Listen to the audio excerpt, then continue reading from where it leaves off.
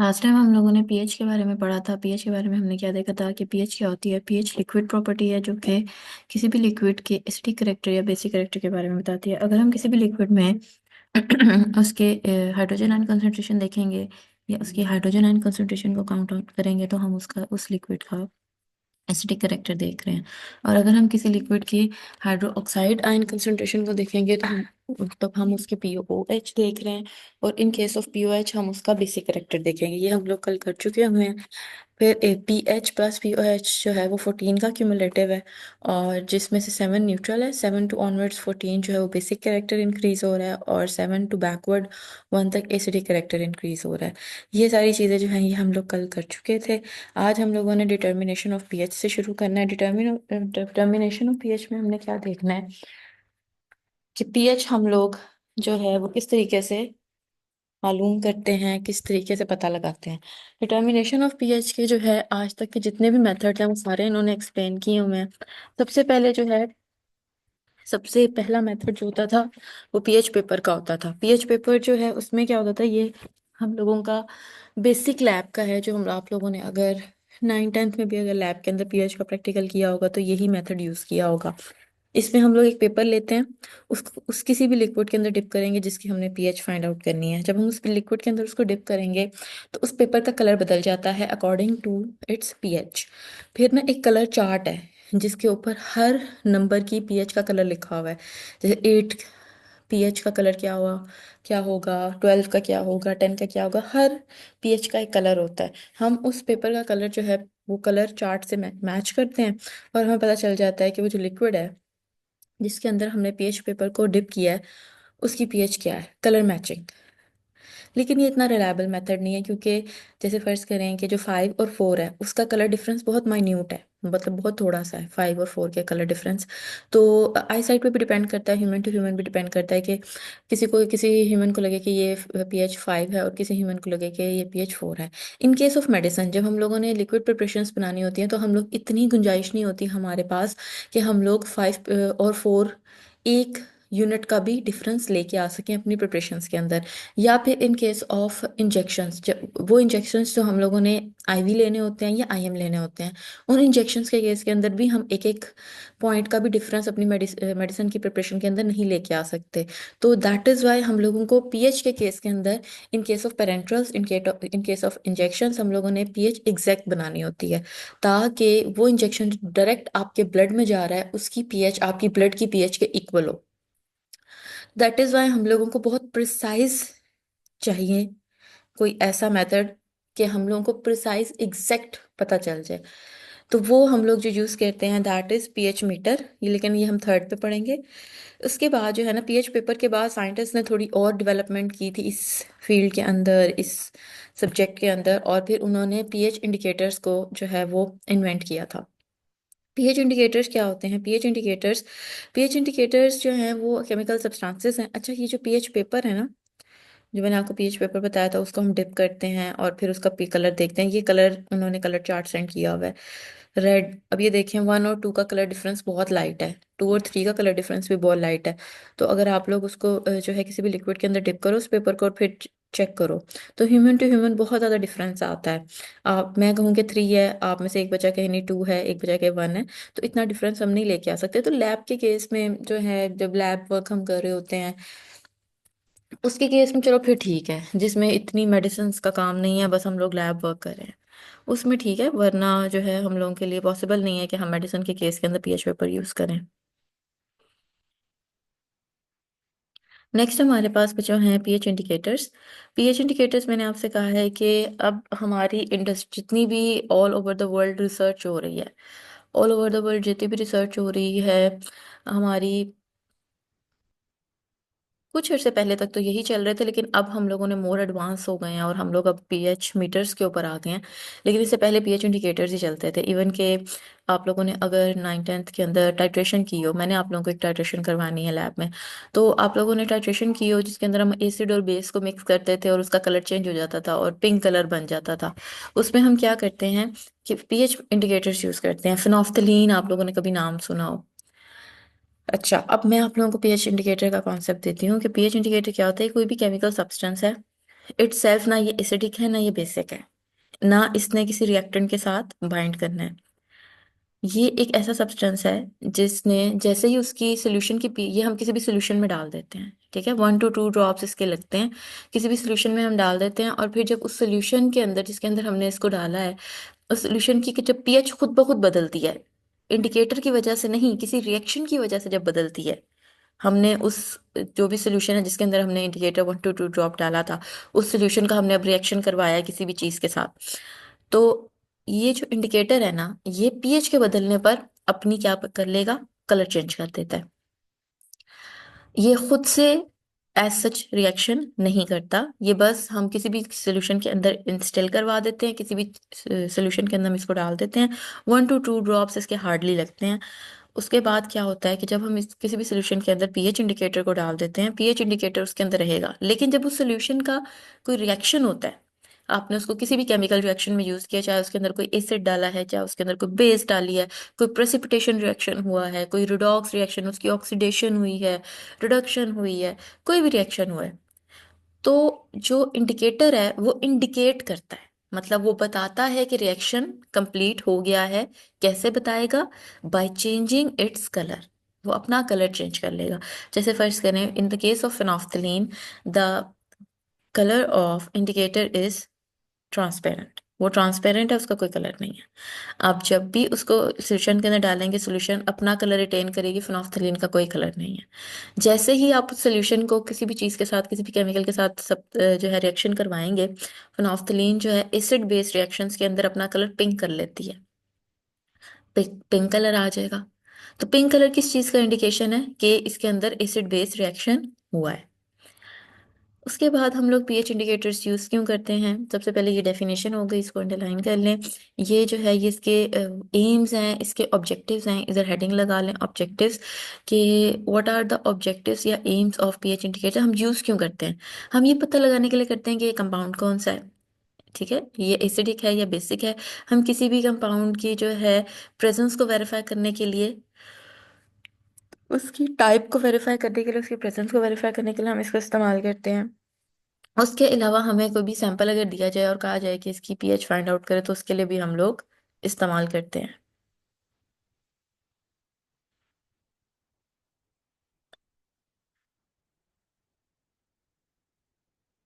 इसके साथ ऑब्जेक्टिव्स की हेडिंग लगा लें आप लोग। उसके बाद टाइप्स ऑफ इंडिकेटर्स। अब इंडिकेटर्स की आगे से 3 टाइप्स हैं। अब हमारी ना केमिस्ट्री के अंदर मोस्टली 3 तरह के रिएक्शन होते हैं। एक हमारे पास होते हैं एसिड बेस्ड रिएक्शंस, एक हमारे पास होते हैं ऑक्सीडेशन रिडक्शन रिएक्शन जिनको रिडॉक्स रिएक्शंस कहते हैं, और एक हमारे पास होते हैं प्रेसिपिटेशन रिएक्शंस। मोस्टली हमारी केमिस्ट्री के अंदर यही 3 रिएक्शंस हैं। तो चाहे वो फार्मास्यूटिकल केमिस्ट्री हो, चाहे वो मेडिसिनल केमिस्ट्री हो, चाहे वो ऑर्गेनिक केमिस्ट्री हो, चाहे वो इनऑर्गेनिक केमिस्ट्री हो, कोई भी केमिस्ट्री की टाइप हो, उसके अंदर मोस्टली जो है ना, maximum type of reactions are या तो एसिड बेस्ड रिएक्शंस है, या रिडॉक्स रिएक्शंस हैं, या प्रेसिपिटेशन रिएक्शंस हैं। तो ऐसे इंडिकेटर्स जो कि हम एसिड बेस्ड रिएक्शंस में यूज करते हैं, वो एसिड बेस्ड इंडिकेटर्स कहलाते हैं। इधर डेफिनेशन लगा लें, इधर डेफिनेशन की हेडिंग लिख लें। ऐसे इंडिकेटर्स जो कि एसिड बेस्ड रिएक्शंस में यूज होते हैं, वो एसिड बेस्ड इंडिकेटर्स कहलाते हैं। और रिएक्शन की कंप्लीशन के ऊपर ये अपना कलर चेंज करके हमें बता देंगे कि ये रिएक्शन कंप्लीट हो गया। इसकी एग्जांपल देखिए, मिथाइल ऑरेंज और फिनोल्फथालीन। ये आप लोगों ने ज़रूर जो है प्रैक्टिकल किया होगा 9th 10th के अंदर, टाइट्रेशन का, जिसमें कलर चेंज हो जाता है।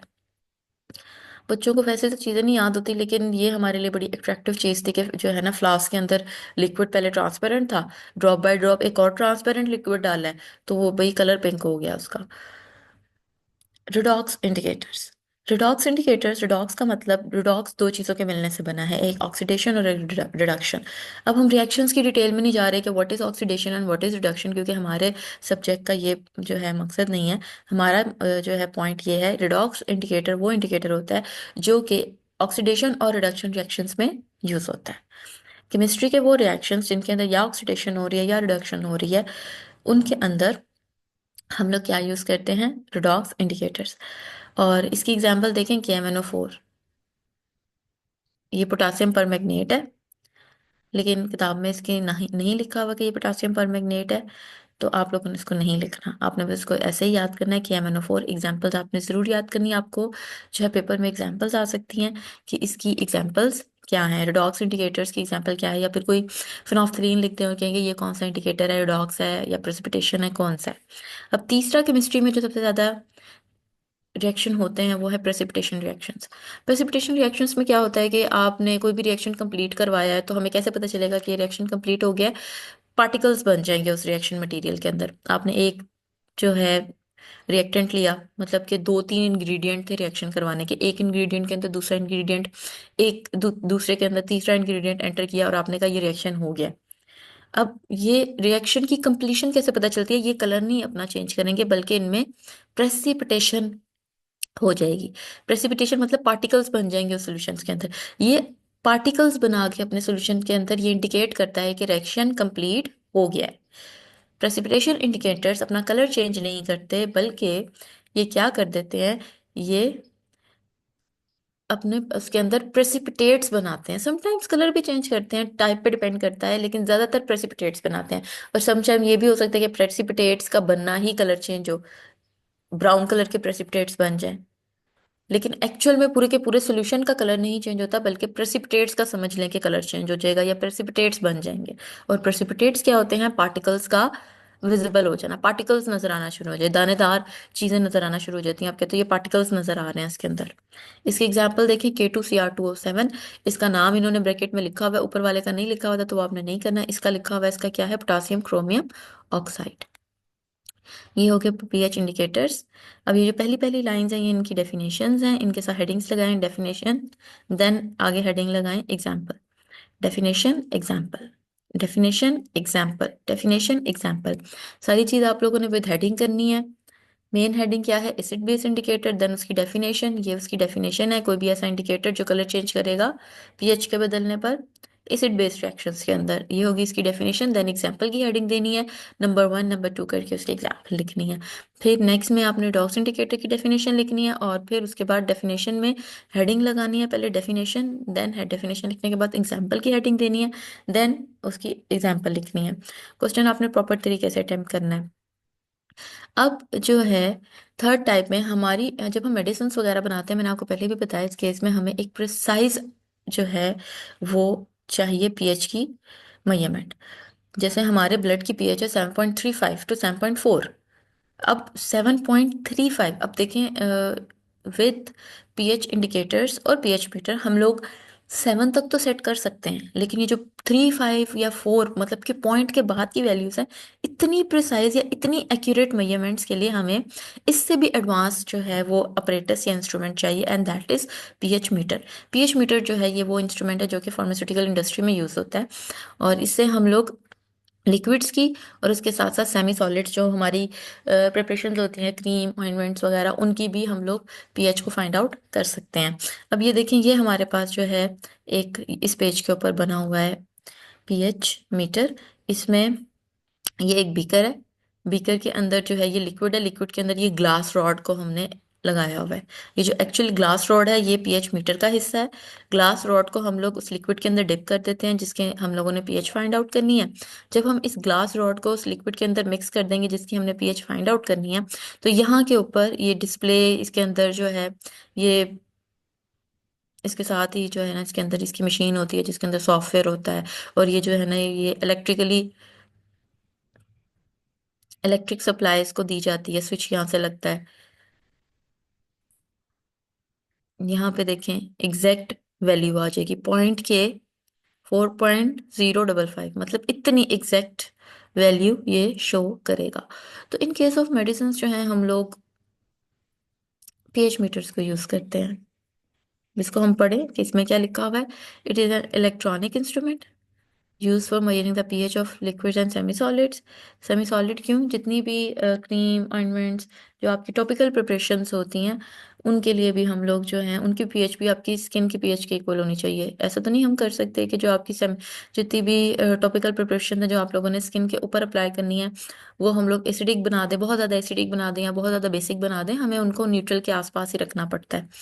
Typical pH meter consist of, क्या क्या चीज़ें हैं इसकी मैंने आपसे बताया था। एक ग्लास इलेक्ट्रोड है जो कि एक मीटर के साथ, इलेक्ट्रॉनिक मीटर के साथ अटैच है, जो कि पीएच को अपने ऊपर स्क्रीन के ऊपर डिस्प्ले कर देगा। 3 डेसिमल फैक्टर्स के साथ जो है वो करता है। कुछ ऐसी टेक्नोलॉजीज हैं जो कि 2 फैक्टर्स के साथ भी करती हैं, और कुछ हैं जो कि 3 के साथ करती हैं।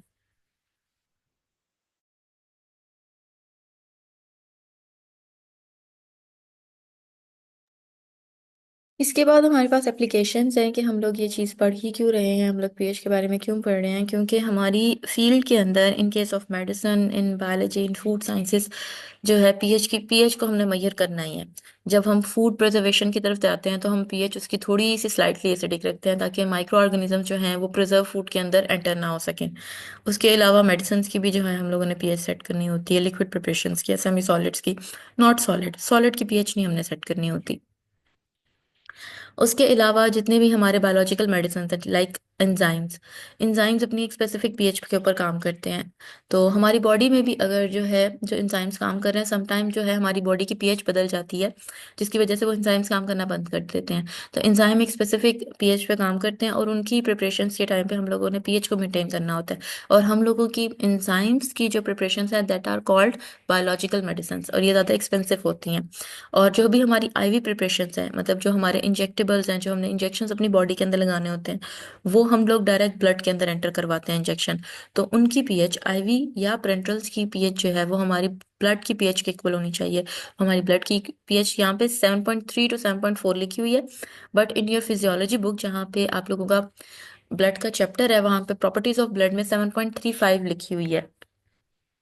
तो आप लोगों ने फिर देखना है कि आप लोगों का पेपर कौन सा है जिसमें ब्लड की पीएच अगर एमसीक्यू में आती है कौन सी पूछी जा रही है। अगर सुटिक्स के पेपर में पूछी जा रही है तो सुटिक्स की बुक के आप लोगों ने अकॉर्डिंग लिखनी है, और अगर फिजियोलॉजी के जो है पेपर में पूछी जा रही है तो फिजियोलॉजी के अकॉर्डिंग आपने लिखनी है। देन आपके पास आता है पीएच इंडिकेटर्स, को हम टाइट्रेशन में यूज़ करते हैं। टाइट्रेशन हम लोग जो है वो लैब वर्क के अंदर, एनालिटिकल केमिस्ट्री में, जब हम किसी भी चीज़ का एनालिसिस करते हैं कि इस, कोई भी आपको सैंपल दिया जाए और कहा जाए कि बताओ कि इसकी पीएच क्या है, या फिर हम लोगों को ये कहा जाए कि पीएच के अकॉर्डिंग जो है इस सैंपल को आइडेंटिफाई करें कि ये केमिकल कौन सा है। तो कोई भी केमिकल रिएक्शन के तौर पे भी हम लोग पीएच इंडिकेटर्स को यूज़ करके बताते हैं। अब हम लोग लैब के अंदर पीएच मीटर्स नहीं यूज़ करते। हाँ, बहुत मोर एडवांस्ड लैब्स हों तो उसके अंदर मीटर्स यूज़ हों, लेकिन लैब के जो हैं ज़्यादातर उसके अंदर पीएच इंडिकेटर्स ही यूज़ किए जाते हैं। हम लोगों ने भी पीएच इंडिकेटर्स ही यूज़ किए हैं, और आप लोग भी टाइट्रेशन में पीएच इंडिकेटर ही यूज़ करोगे। अब टाइट्रेशन हम करेंगे। टाइट्रेशन वो होती है जिसमें एक सैंपल हमें दिया जाता है जिसकी कंसंट्रेशन नोन होती है, मतलब हमें पता होती है कि इसकी कंसंट्रेशन क्या है, और दूसरा सैंपल हमें दिया जाता है जिसकी कंसंट्रेशन अननोन होती है। वो नोन कंसंट्रेशन को यूज़ करके हम अननोन कंसंट्रेशन का पता लगाते हैं। ये इंशाल्लाह हम करेंगे प्रैक्टिकल। नेक्स्ट है बच्चों हमारे पास बफर। अब जब भी हम लोग मेडिसिन बनाते हैं, हम लोगों ने मेडिसिन बना के उस टाइम के लिए तो पीएच सेट कर दी। जैसे आपने एक सिरप बनाया, सिरप की पीएच आपने 6.7 सेट कर दी है। अब उस मेडिसिन ने 2 साल का शेल्फ लाइफ है, उसने 2 साल तक मार्केट में रहना है। मार्केट में जब उस मेडिसिन ने रहना है तो उसकी तो पीएच बदल सकती है। पड़े पड़े जो है, कोई लाइट पड़े उसके ऊपर, या फिर टेम्परेचर बदल जाए, या स्टोरेज कंडीशंस जो है बदल जाए, उसकी पीएच तो बदल सकती है। 2 साल का कोई कोई भरोसा नहीं, 2 साल उसने मार्केट, शेल्फ लाइफ है उसकी, 2 साल तक उसने मार्केट में रहना है, तो उसकी पीएच बदल जाए, वो इतनी थेराप्यूटिक रहे ना, बल्कि वो टॉक्सिक हो जाए। तो हम लोग क्या करते हैं, हम 2 या 3 चीज़ों को मिक्स करके एक बफर बनाते हैं। हम लोग 2 या 3 चीज़ों को, 2 या 3 कंपाउंड्स को मिक्स करके एक ऐसा कंपाउंड बनाते हैं जो कि हम लोग किसी भी मेडिसिन के अंदर डाल देते हैं, जिसकी वजह से उसकी पीएच नहीं बदलेगी। वो कंपाउंड कहलाता है बफर। ठीक है। बफर इज अ कंपाउंड और a mixture of compound that resist the change of pH. इसको अंडरलाइन करें कि वो पीएच को बदलने नहीं देगा, वो पीएच को बदलने नहीं देगा। और ना एग्जैक्ट पीएच कभी होती भी नहीं है, मतलब कि इन केस ऑफ पेरेंट्रल्स तो चलो हमने एग्जैक्ट लगा ली, लेकिन उसमें भी हम 7.3 से 7.4 के दरमियान में ही रखेंगे। ज़्यादातर हम लोग रेंज रखते हैं इन case of liquid preparations, in case of जो है सेमी सॉलिड, हम एक रेंज रखते हैं कि इसके दरमियान में रहेगा। 1-2 पॉइंट्स का डिफरेंस आ ही जाता है, 1-2 पॉइंट्स का डिफरेंस आ ही जाता है। हमारी मेडिसिन के केस में भी 1-2 पॉइंट्स का डिफरेंस होता है, एक रेंज होती है। Buffer is a compound or a mixture of compound that resists the change of pH of any solution or slightly addition of acid और बेसिक सोल्यूशन और कंपाउंड कह रहे हैं कि बफर कोई ऐसी चीज है, ऐसा कंपाउंड है जो कि दो कंपाउंड के मिलने से बना है, और ये क्या करेगा, ये पीएच को के चेंज को रेजिस्ट करेगा, मतलब ये पीएच को चेंज नहीं होने देगा। ये पीएच को चेंज नहीं होने दे रहा। कब चेंज नहीं होने दे रहा? जब कोई हाइड्रोजन आयन, मतलब कि कोई एसिड बॉडी के अंदर उस प्रिपरेशन के अंदर एंटर हो रहा है, या कोई हाइड्रोक्साइड आयन, मतलब कि कोई बेस आपकी प्रिपरेशन के अंदर किसी मेडिसिन के अंदर एंटर हो रही है, तो बफर ने मेडिसिन की पीएच को बदलने नहीं देना और मेडिसिन को स्टेबल बनाना है। ये इसकी डेफिनेशन है। देन कुछ बफर्स की एग्जांपल्स दी हुई हैं, ये एमसीक्यूज पॉइंट ऑफ व्यू से जो है ये इंपॉर्टेंट है। दो चीजों के मिलने से बफर बना, सोडियम हाइड्रोक्लोराइड, हाइड्रोक्लोरिक एसिड और सोडियम सिट्रेट। ये देखें, ये 1 to 5 रेंज ऑफ पीएच को मेंटेन करता है। ये देख लें, सोडियम हाइड्रोक्साइड, बोरेक्स और citric acid and sodium citrate और कार्बोनिक एसिड और सोडियम कार्बोनेट। अब कार्बोनिक एसिड और सोडियम कार्बोनेट की अगर हम एग्जांपल देखें कि ये एक बफर सिस्टम है, इसकी रेंज नहीं लिखी हुई, आपकी किताब वालों ने नहीं बताई, तो आप लोगों को भी इंटरनेट से देख के लिखने की जरूरत नहीं है। जो आपकी बुक में है सेम टू सेम वही पेपर में आएगा, कोई एक्स्ट्रा चीज करने की जरूरत नहीं है। नेक्स्ट है हमारे पास सोडियम, ये जो कार्बोनिक एसिड, देखिए ये एसिड है और ये बेस है। कार्बोनिक एसिड और उसी एसिड की बेस, उसकी कॉन्जुगेटेड बेस सोडियम कार्बोनेट, इनको मिला के हमने क्या बनाया है? Buffer system. अब ये बफर सिस्टम काम कैसे करता है, इसकी हम देखते हैं वर्किंग। देखिए, ये बफर सिस्टम था जिसमें कार्बोनिक एसिड था और सोडियम कार्बोनेट था। अगर इस बफर सिस्टम के अंदर एसिड एंटर हो जाए, आपने ये बफर सिस्टम बना के किसी मेडिसिन के अंदर इंस्टिल करवा दिया, डाल दिया, पोर कर दिया, और वो मेडिसिन जो है 2 years के लिए मार्केट में है। गलती से क्या हुआ है कि कोई हाइड्रोजन आयन कंसेंट्रेशन उसकी इंक्रीज हो गई है, मतलब कि आपकी मेडिसिन के अंदर हाइड्रोजन एंटर हो गया, मतलब एसिड किसी तरीके से एंटर हो गया, तो क्या होगा in case of addition of acid? ये एसिड है, आपके बफर सिस्टम के अंदर से इस एसिड के साथ कौन रिएक्ट करेगा? इस बफर सिस्टम की कॉन्जुगेट बेस रिएक्ट करेगी। ये बफर सिस्टम है आपका। In case of addition of acid जो कि किसी आउटसाइड सोर्स से एंटर हो रहा है आपकी बॉडी के उस प्रिपरेशन के अंदर, तो आपके बफर सिस्टम की बेस, गौर से देखिएगा, आपके बफर सिस्टम की बेस रिएक्ट करेगी उस एसिड के साथ जो कि आउटसाइड सोर्स से आ रहा है, और कार्बोनिक एसिड और सोडियम क्लोराइड बना देगी। आपकी पीएच मेंटेन हो गई, पीएच नहीं बदली। उसने इस एसिड को क्या कर दिया? न्यूट्रलाइज कर दिया। But in case of addition of base, ये देखिए, in case of addition of base, अब ये बेस NaOH सोडियम हाइड्रोक्साइड, मतलब ये हाइड्रोक्साइड आयन या सोडियम हाइड्रोक्साइड आउटसाइड सोर्स से अगर एंटर होता है आपके बफर सिस्टम के साथ, कैसे रिएक्ट करेगा?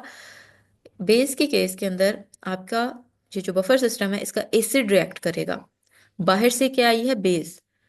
और सिस्टम, बफर सिस्टम से क्या रिएक्ट कर रहा है? एसिड। पीएच मेंटेन हो जाएगी, न्यूट्रलाइजेशन हो गई, ये बेस का कॉन्जुगेट एसिड बन गया और न्यूट्रलाइजेशन हो गई।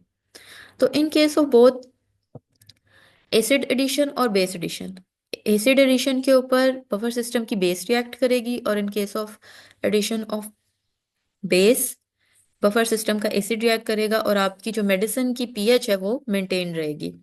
अब यहाँ पे हम एसिड और बेस बोल रहे हैं, हम इनको जो है ऑल्टरनेट कर सकते हैं इन वर्ड्स को, in case of addition of hydrogen और in case of addition of hydro oxide. Hydrogen ion होगा तो वो ऑटोमेटिकली हम लोग वर्ड यूज कर रहे हैं एसिड का। हाइड्रोजन आयन कंसंट्रेशन अगर इंक्रीज हो रही है तो एसिडिक करेक्टर इंक्रीज हो रहा है, तो उसको न्यूट्रलाइज करने के लिए बेस आएगी। और hydro oxide ion concentration increase हो रही है तो उसको न्यूट्रलाइज करने के लिए हमारा एसिड बफर सिस्टम का जो है वो यूटिलाइज होगा और न्यूट्रलाइजेशन हो जाएगी, और जो है आपका स्टेबल रहेगी आपकी प्रिपरेशन की पीएच नहीं बदलेगी। ये जो बफर सिस्टम है ये भी हम लोग ज्यादातर किन प्रिपरेशंस में डालते हैं जिनकी हमने पेपर जो है जो पीएच है वो मेंटेन करनी होती है। और वो कौन सी प्रिपरेशंस हैं? वो आपके पेरेंट्रल्स हैं, मतलब इंजेक्शंस में बहुत सी टाइप्स आ जाती हैं। इंजेक्शंस के अंदर आपके आईवी आ जाएंगे, आईएम आ जाएंगे, आपके बहुत से इंजेक्शन है। ये हम लोग चैप्टर नंबर 6 में पढ़ेंगे इंशाल्लाह कि इंजेक्शन की कितनी टाइप्स हैं। हमें तो बस लगता है कि नीडल जो है वो बॉडी के अंदर एंटर हो रही है, दैट इज इंजेक्शन की बहुत सी टाइप्स होती हैं। तो हर टाइप के अंदर आप लोगों के जो पीएच है वो मेंटेन होनी चाहिए। तो जिस जिस जगह पे पीएच मेंटेन होगी उस जगह पे बफर यूज होगा। ठीक है, सॉलिड प्रिपरेशंस के अंदर आप लोगों का बफर यूज नहीं होता। सॉलिड प्रिपरेशन के अंदर आपका बफर यूज नहीं होता। आपकी एक सॉलिड प्रिपरेशन है, मतलब आपकी एक टेबलेट है, उसने 3 से 4 एनवायरमेंट्स देखने हैं। वो कैसे? उसने एसिड करेक्टर को भी फेस करना है, उसने बेसिक एनवायरनमेंट में भी जाना है, उसने न्यूट्रल एनवायरनमेंट में भी जाना है। फॉर एग्जाम्पल, आपने एक पैरासीटामोल की टेबलेट खाई है, आपने उसको खाया, आप उसको बकल कैविटी में लेके गए हो, माउथ ओरल कैविटी में। ओरल कैविटी आपकी न्यूट्रल है। आपने पानी पिया, वो चली गई आपके स्टमक में, स्टमक आपका एसिडिक है। वहां पे स्टमक में थोड़ी बहुत वो चर्न होगी, टूटेगी, और फिर वो जाएगी इंटेस्टाइन में। इंटेस्टाइन आपकी बेसिक है। तो आपकी सॉलिड प्रिपरेशन जो होती है वो तीनों एनवायरनमेंट्स को फेस करती है। सॉलिड प्रिपरेशन के केस में हम पीएच नहीं मेंटेन करते। इन केस ऑफ लिक्विड प्रिपरेशंस हम लोगों ने पीएच मेंटेन करनी होती है। क्यों? लिक्विड प्रिपरेशंस जो हैं, जैसे कोई लिक्विड है, अगर वो आप स्लाइटली एसिडिक, मतलब स्लाइटली एसिडिक और स्लाइटली बेसिक चलता है, मतलब 6.5, 6.7 या 7.5, 7.6, इस तरीके से चलेगा। लेकिन आप 10 pH का सिरप नहीं बना सकते, वो तो आपके मुंह को, ओरल कैविटी को ही जला देगा। या फिर आप 5 pH का भी सिरप नहीं बना सकते या सस्पेंशन नहीं बना सकते, क्योंकि आपकी ओरल कैविटी को ही जला देगा। तो आप लोगों ने या तो न्यूट्रल रखना है, या स्लाइटली एसिडिक, या slightly basic. In case of semi solid preparations के अंदर भी जो है वो आप लोगों ने प्रिपरेशन की पीएच को मेंटेन करना है। ये बात मैंने आपको बार बार इसलिए रिपीट करूं ताकि ये क्वेश्चन पूछा जाता है। समटाइम ये नहीं पूछते कि भाई बफर को एक्सप्लेन करें या पीएच को एक्सप्लेन करें, कहते हैं कौन सी प्रिपरेशन को मेंटेन करते हैं। तो आप लोगों को ये कॉन्सेप्ट समझाना आना चाहिए। आगे है एप्लीकेशंस। अब ये जो हम लोग बफर का कॉन्सेप्ट पढ़ रहे हैं, ये हम लोग इस्तेमाल कहाँ करते हैं? कह रहे हैं कि बायोलॉजिकल इंडस्ट्री के अंदर जहाँ पे हम बायोलॉजिकल सैंपल्स को यूज करते हैं, बायोलॉजिकल फ्लूइड्स बनाते हैं, उनके लिए हम लोगों को बफर मेंटेन करने पड़ते हैं। बायोलॉजिकल फ्लूइड्स बच्चे बहुत से होते हैं। बायोलॉजिकल फ्लूइड्स जो है उनके अंदर आप लोगों के रिंगर, लैक्टेटेड रिंगर, और भी बहुत से फ्लूइड्स आते हैं जो कि हम लोग टिश्यू कल्चरिंग के अंदर, या फिर जब भी हम लैब के अंदर कोई बायोलॉजिकल मटेरियल हैंडल कर रहे होते हैं, उस मटेरियल को हम जो है वो लिविंग फेज में रखने के लिए हम लोग सॉल्यूशंस यूज करते हैं। उसके अलावा आप लोगों ने ना सेकेंड ईयर में फार्माकोलॉजी में भी बहुत से बायोलॉजिकल सॉल्यूशंस बनाने हैं, टायरॉयड सॉल्यूशन बनाना है, रिंगर, लैक्टेटेड रिंगर, और भी बहुत से सॉल्यूशंस बनाने हैं। तो हम वो डिटेल में बायोलॉजिकल सॉल्यूशंस तब पढ़ेंगे। मेनली जो है इन केस ऑफ इंजेक्शंस पीएच को मेंटेन करना जरूरी है। एक और बात यहाँ पे मैं करूंगी, और ये बात मैं रिपीट ही कर रही हूँ, कि इन केस ऑफ इंजेक्शंस हमारे इंजेक्शन की पीएच हमारे ब्लड की पीएच के इक्वल होनी चाहिए। उसके अलावा फर्मेंटेशन प्रोसेस जो है, ये हम आ गए फूड इंडस्ट्री में। फूड इंडस्ट्री की अगर हम बात करें तो चीज़ बनाना, मिल्क प्रोडक्ट्स बनाना, उसके अलावा ब्रेड बनाना, फिर उसके बाद जो है ये अल्कोहल इंडस्ट्री की भी जब हम बात करते हैं तो उसमें भी जो है जहाँ जहाँ पे फर्मेंटेशन प्रोसेस हो रहा है, फर्मेंटेशन में क्या होता है, कार्बोहाइड्रेट को हम तोड़ते हैं, और कार्बोहाइड्रेट को तोड़ के या तो हम उसका एसिड बना रहे हैं या अल्कोहल बना रहे हैं। तो ये फर्मेंटेशन का प्रोसेस है, इसको हम इंशाल्लाह डिटेल में पढ़ेंगे माइक्रोबायोलॉजी में। तो इसमें भी बफर यूज करते हैं ताकि पीएच जो है वो चेंज ना हो। उसके अलावा जो है एंजाइम्स का एक्शन को रिस्टोर करने के लिए भी हम लोग, अब एंजाइम है वो 6 pH पे काम करता है, अगर उस सोल्यूशन की पीएच बदल गई है, पीएच हो गई है 4, एंजाइम ने काम करना बंद कर देना है। आपने उस एंजाइम को दोबारा एक्टिव करने के लिए उसकी पीएच क्या करनी है, 6 करनी है। तो एंजाइमेटिक एक्टिविटी को रिस्टोर करने के लिए भी हम लोग जो है बफर्स यूज करते हैं, क्योंकि उनकी भी मेंटेन करनी पड़ती है पीएच। और कोई भी चीज़, कोई भी मेडिसिन हो जाए, उसकी भी हम लोगों ने मेडिसिनल प्रिपरेशंस की भी पीएच को मेंटेन करने के लिए हम बफर्स को यूज करते हैं। इसमें हमने डेफिनेशन देखी, देन कुछ एग्जांपल्स देखी हैं, देन इनकी थ्योरी पढ़ी है कि how they works, and then इनके एप्लीकेशंस या यूजेस। एप्लीकेशंस और यूजेस सेम चीज़ है, कि हम लोग इनको अप्लाई किधर करते हैं, इनका इस्तेमाल क्या होता है।